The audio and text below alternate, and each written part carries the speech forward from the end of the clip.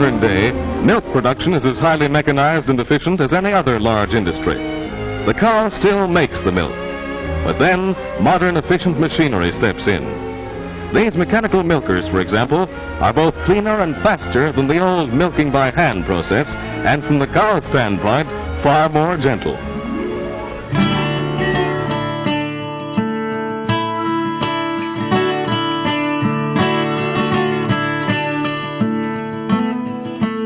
We're fortunate to have a deep history here.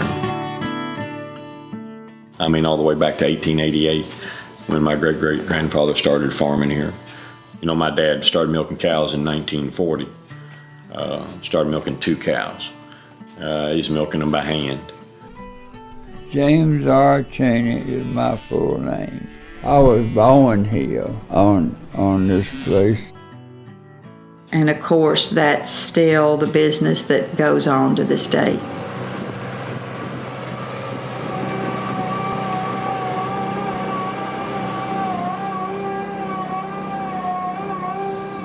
He worked alongside with his dad for probably 30 years until his passing.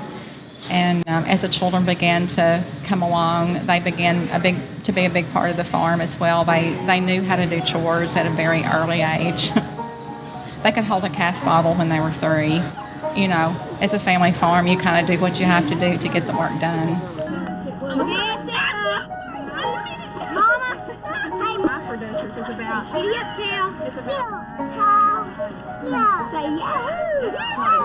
From a very young age, I mean, our lives have revolved around the dairy cattle. It was, oh gosh, I guess I was 13. We put a drape over a cow and like a banner, and it said "Cowabunga Dudes." Cowabunga Dudes, the party is here. And that was my birthday party. We put her out by the road so that we put balloons up and a hat on her. And, you know, cows have been such an integral part of our lives. We've always had the logic, if you don't take care of your cows aren't going to take care of you. I think they probably milked on that cow that day, which was our way early on of kind of educating the kids of where milk came from.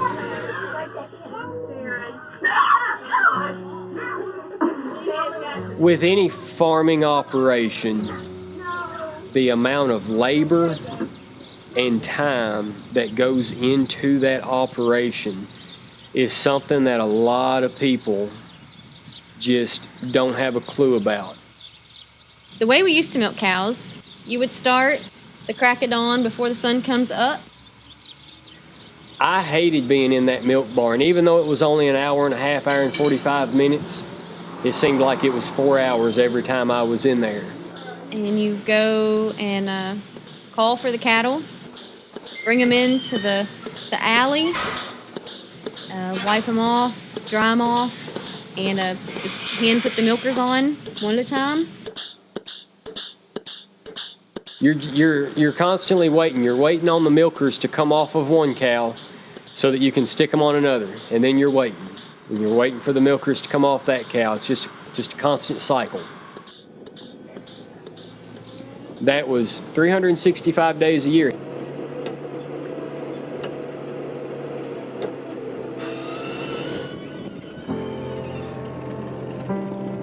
Due to just hard times in farming and maybe some decision making that wasn't always good financially, we had lost the 270 acres of the 330 acre farm, and we found that 50 acres that was left to be in jeopardy. I don't think we knew what we needed to do, to be honest. We just knew we had to do something different, and our first research was on processing the milk. Now, what is that, the milk barn? No, that's an old calf barn. They used to raise all the calf milk raised. Oh, wow. And the more we visited processors, the more we realized the cost of milk was so low that the ones who were doing well had to do something along with it. And the ice cream seemed to be a good fit.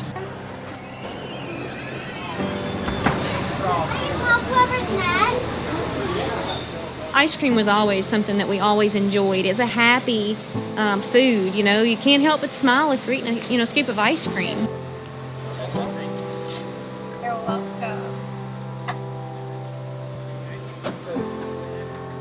The last big decision was made with us as a family meeting probably 1.5 years or so ago, and we always would bring the children in to help us make decisions. And at that point, Carl just said, I'm tired. I can't go through another winter with the facilities that we have at the farm. It's just too labor intensive.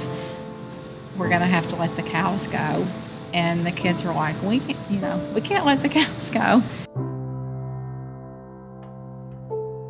You know, you finally get to a point where it's kind of hard to fix something after you fixed it so many times. You just about almost need to start from scratch.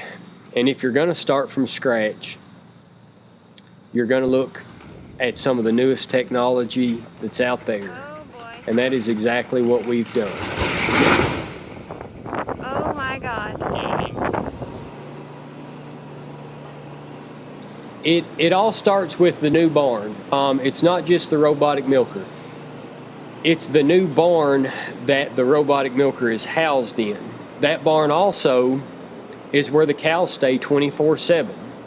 They are more comfortable than they would be out in a pasture. They have fans to keep them cool. They have sprinklers to wet them down.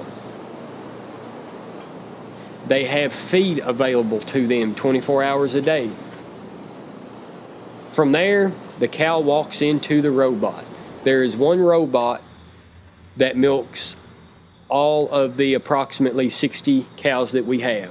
And immediately the robot kicks into action.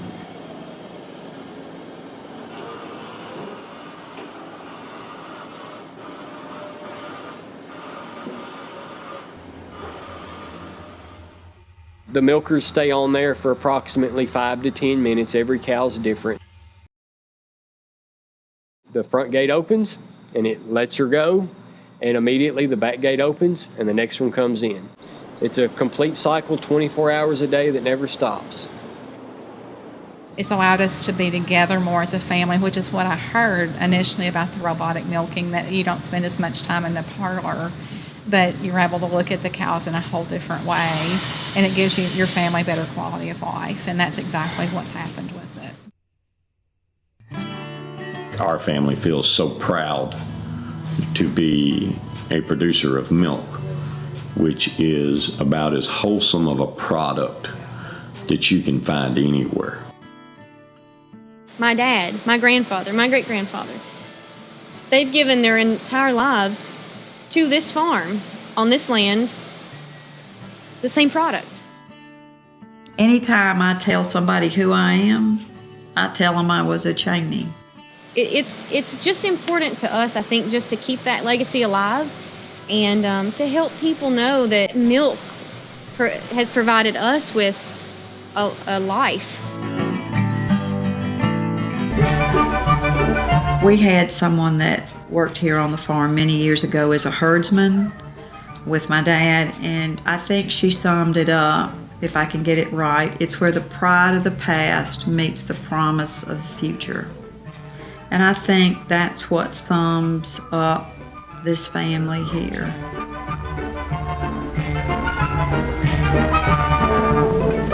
We all take the bottle of milk for granted, but very few of us appreciate the long and intricate process that has made it possible to bring the magic fluid from the farm to our doorstep. A process involving selected herds of cattle, scientific farming, constant inspection, laboratory research, modern production machinery, and mechanized transportation. But it is far more important for us to appreciate the fact that milk is the foundation on which to build family meals.